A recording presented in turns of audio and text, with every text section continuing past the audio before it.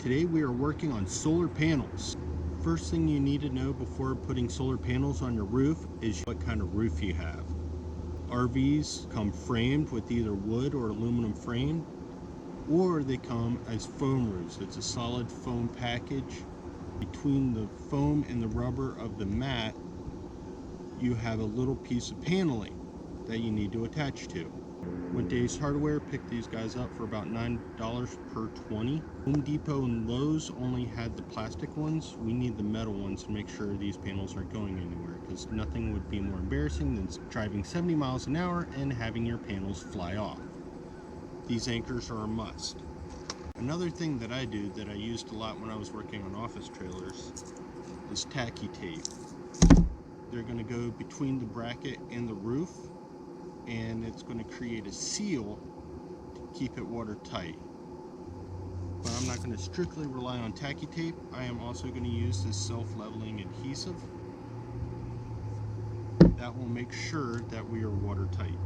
The other thing you need to figure out before you start installing panels on your camper is, do you want them parallel or series?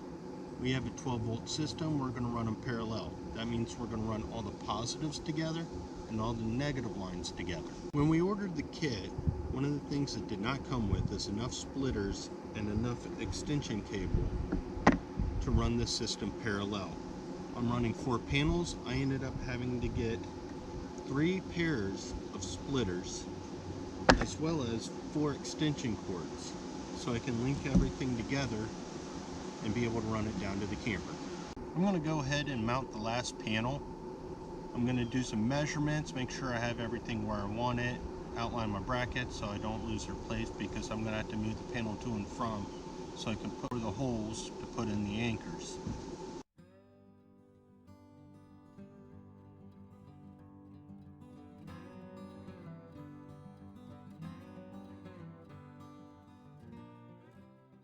To preset the holes for the anchor, I took the anchor, measured like so, and put some tape around my drill bit so I don't drill too deep.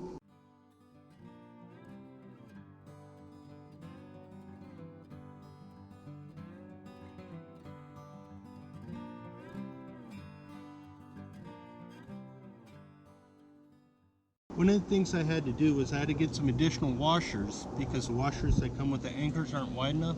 So to make sure my panels don't go anywhere, I'm using wider washers.